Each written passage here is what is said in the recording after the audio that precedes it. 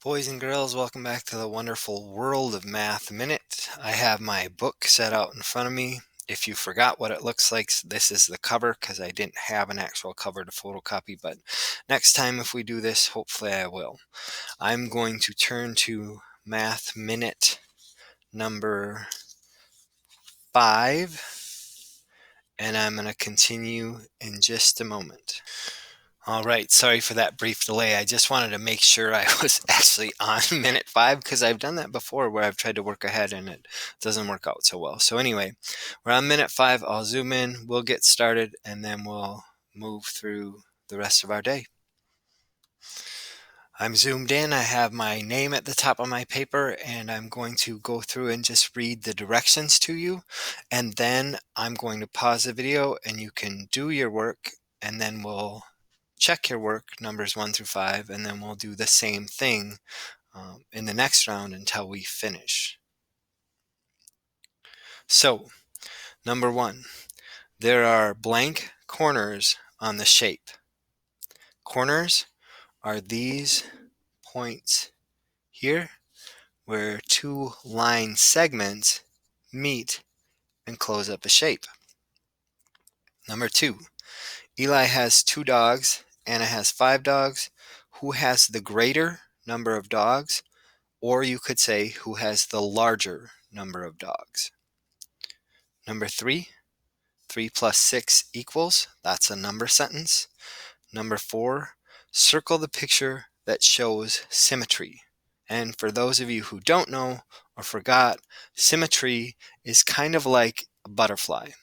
When one thing can be folded directly in half in one way and completely match up. An example would be this.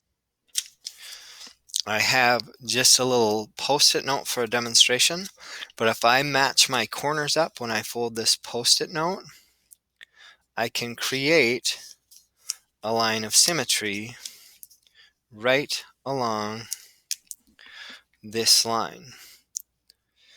But many shapes have more than one line of symmetry, and you need to know that as you move through 3rd grade. So if I fold my post-it note this way, I can also create a diagonal line of symmetry right here.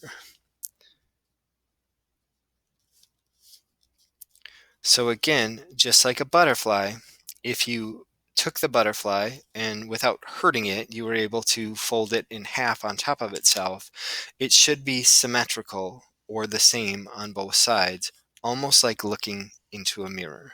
There are more lines of symmetry on this post-it, but we're going to stop there as long as you have a decent understanding of what it is. Number 5 says 5 minus 4 equals another number sentence. So go ahead and pause the video and then complete numbers 1 through 5, check your work, and we'll do the same thing for 6 through 10. I've gone through and finished numbers 1 through 5. The first shape you see is a pentagon. It has 5 corners and 5 sides. Anna has more dogs than Eli. 3 plus 6 equals 9. The heart is the only picture on this set of pictures that shows an actual line of symmetry because it's the only one that can be folded on top of itself and be an exact match. And number 5, 5 minus 4 equals 1. So now I'm going to move on to the bottom 5, and I'll go ahead and read through those. We'll talk a little bit about them, and then you'll pause the video, complete your assignment, and then check your work. On this problem, number 6, it says 2 plus 5 equals something plus 2. So the easiest way to explain this, and I might just do this one with you, is an equal sign is kind of like a balance or a scale. So both of these have to be the same weight if you want to think of it that way. So if the weight of 2 plus 5 is 7, in order for this to balance equally, I have to have 7 on this side also, just like you were on a teeter-totter on the playground. I'm not sure if they still use those, but we used to, and we would try and get them to balance out. So 7 is on this side. I need 7 on this side of the equal sign also. How do I make 7? Well, something plus 2 equals 7, and I know that 5 plus 2 equals 7. So what I'm trying to do is get these numbers, 2 plus 5 is 7, the total is 7, and these numbers, 5 plus 2 is 7, again the total is 7. As long as those two numbers are the same, then my scale will balance. So don't worry too much about it if you don't understand right now, because we'll continue to look at those, but it is an important skill that we learn in 3rd grade. Number 7 is a number pattern, 3, 6, 9, 12, something.